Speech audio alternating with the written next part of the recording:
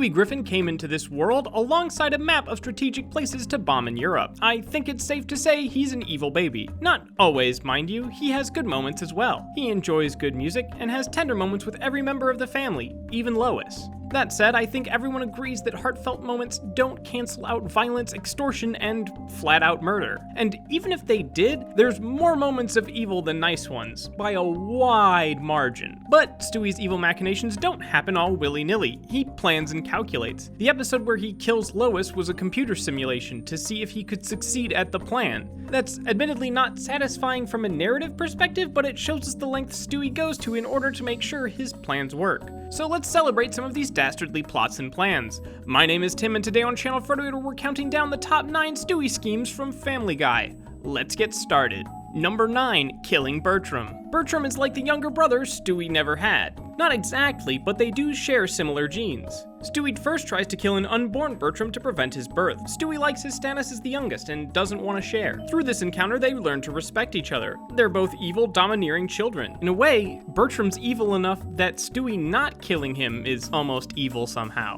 He wants to give Bertram a chance at life so that Bertram can also be evil. Bertram does make it into the living world via odd circumstances and crosses paths with Stewie at a playground. Side note, I really like the fight scene in this episode. Sometimes Family Guy's manic references lead to well-choreographed action scenes, and I'm a sucker for fencing-style fighting. In a later episode, Bertram tries to get his revenge for Stewie's meddling by killing Stewie's ancestors, which turns out could doom the universe. Stewie has to kill Bertram to prevent this, or does he? He revels in this act an awful lot. Still, the evilness of the scheme is hampered by the universe-saving element. Number 8, being nice for plutonium. A person can do the right things for the wrong reasons. In Stewie's case, he does several right things for the ability to manufacture weapons of mass destruction. Lois takes Stewie to meet Santa at the mall. Santa asks what Stewie wants for Christmas. Stewie requests plutonium and is told he'll get it if he can be a good boy. The challenge is on. Stewie spends the rest of the episode trying to be nice and living in fear of Santa's surveillance.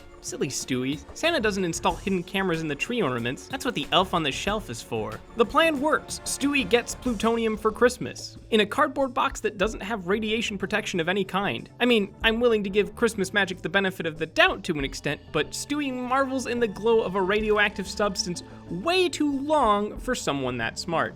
Still, there's few things more sinister than being a perfect little boy so you can be the perfect evil one later. Number 7, creating a pyramid scheme company. The funny thing about beating somebody up for money is, it doesn't cause your victim to assault others for money. A pyramid scheme, on the other hand, takes advantage of suckers and tricks them into finding more suckers to siphon money from. The courts didn't send Bernie Madoff to jail for 2 human lifetimes for cheating people out of money. They sent him because he cheated people in a way that creates an exponentially growing problem. So when Stewie creates his own scheme, it's evil with a capital E. It has to be. It's not special or outlandish, but these ventures can put people out of house and home in massive quantities. Stewie's plans tend more towards world domination, but unchecked greed can cause just as much damage. Number 6, taking a loan shark attitude to bets. Stewie makes a bet with Brian for $50 and win. Brian doesn't have the money on him at the time, and Stewie's kind enough to wait for it. For a time. Bets are a sacred trust between 2 people. Brian should not make a bet he can't pay up right away. Also, don't go betting against Carol Channing in a boxing match. She just keeps coming back. When getting the money takes longer than expected, Stewie employs loan shark levels of violence to get his $50. He actually goes further.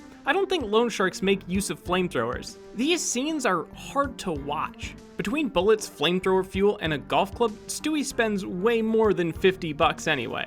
If he wanted the money back, he would have stopped sooner. Number 5, creating a weather machine to eliminate broccoli. Even as a full-grown adult that eats and enjoys veggies, broccoli ranks low on the vegetable tier list. You want a good vegetable? Go for carrots. If you don't see that carrots are the best, you have bad eyes, and for that, I recommend a steady diet of carrots. Sorry, sidetracked a bit. The point is, nobody can blame Stewie for his broccoli hate. You can blame him for trying to control the weather and doom the Earth by shattering ecosystems across the globe in the process. Understandable, but evil and selfish. Not that I should cast stones. I would eradicate every spider on Earth with no regard for ecological damage if I had the chance. Number 4, saving Lois to kill Lois. Stewie hates Lois. He hates her so much he attempts several murders and creates a computer simulation to test how succeeding at murder would work out. Side note, one of his real murders would have worked if Death hadn't been injured at the time, meaning nobody could die. In later years of the show, Stewie's objects of torture branch out more. After all, his computer simulation showed him that murdering Lois would harm him as well, so he doesn't. But that hatred never quite leaves him. In the episode, And Then There Were Fewer, Diane murders a number of Quahog residents in a revenge plot gone awry. Lois stumbles across the truth and Diane tries to silence her. Fortunately for Lois, before Diane can get a shot off, she's taken out with a shot to the chest. Who's her mysterious savior? Stewie, with a sniper rifle. He doesn't save her out of love or some familial obligation. He saves her because if anyone gets to take her out, it's going to be him. He decided to hold off his revenge plot, but in a way this feels like a cat playing with a mouse before pouncing. Stewie doesn't stop a murder, he stakes his own claim on the target.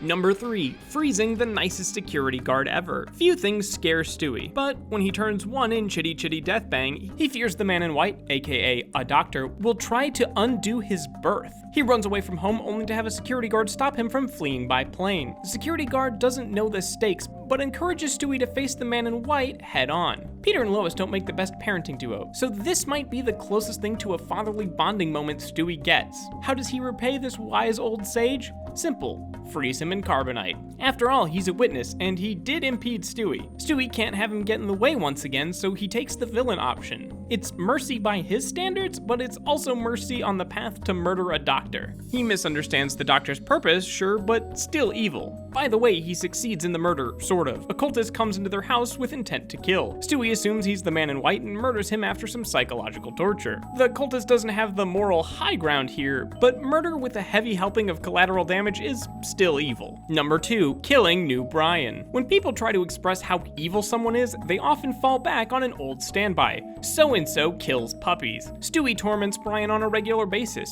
even if they go on wonderful adventures together. But it's not the meanest he's ever been to a dog. As Brian gets older, Peter gets another dog, named New Brian. At first, Stewie loves this. Brian suffers the existential dread of mortality and humiliation of obsolescence at the same time. He leaves the house, but the celebration doesn't last long for Stewie. New Brian loves everything. Everything, to the point that Stewie can't find a way to torment him. Not even saying Cool Whip and emphasizing the H could get him to snap. So what's a young baby to do? First, he tries to get the old Brian back, but Brian won't return until New Brian leaves. So Stewie tells New Brian everyone hates him and he should just leave. New Brian likes his home and refuses, and mentions a few things that finally set Stewie off. So Stewie kills him, chops him to pieces, and throws him in the garbage, staging all of that somehow as a suicide. All of that so he can get his old dog back to torment him. And number 1, creating a real evil twin. Stewie likes his evil schemes, so much so we find it hard to imagine a baby more evil. But Stewie could, and he sets out to morph himself into his evil vision.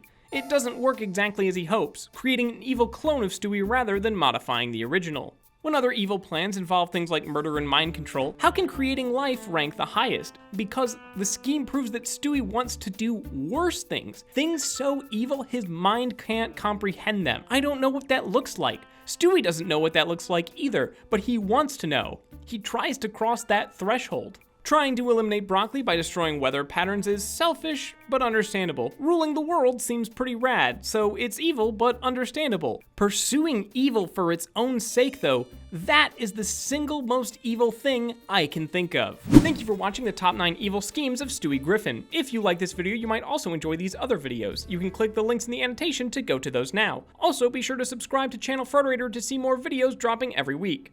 And remember, Frederator loves you.